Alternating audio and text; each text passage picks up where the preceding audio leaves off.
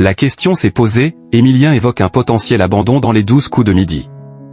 Interrogé par Jean-Luc Reichmann ce vendredi 27 juin dans les 12 coups de midi, Emilien a évoqué l'idée d'un potentiel abandon dans le jeu quotidien de la Une.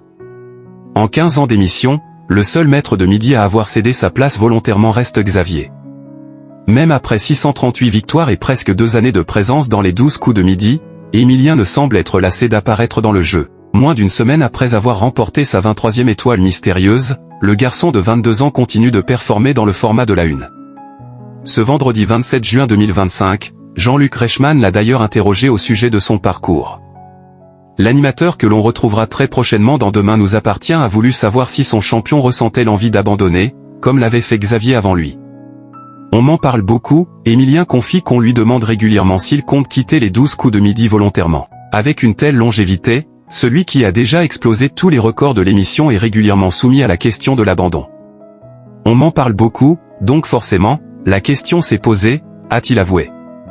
Le jeune homme continue de suivre la même ligne de conduite, prendre du plaisir et surtout jouer.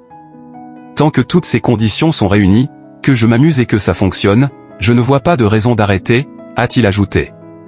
Conscient que son aventure, aussi longue soit-elle, n'est pas éternelle, le maître de midi souhaite en profiter un maximum. On sent qu'il n'a pas tout lu, les amis d'Emilien ont ciblé les points faibles d'Emilien dans les 12 coups de midi.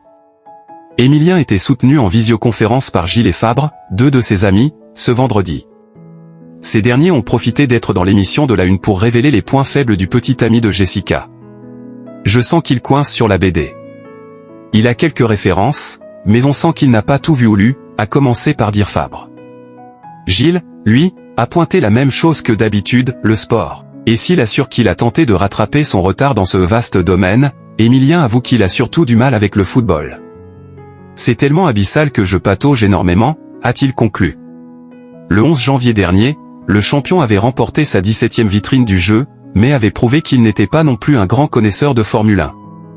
Alors que le visage du pilote Fernando Alonso était totalement dévoilé, il ne l'avait pas reconnu.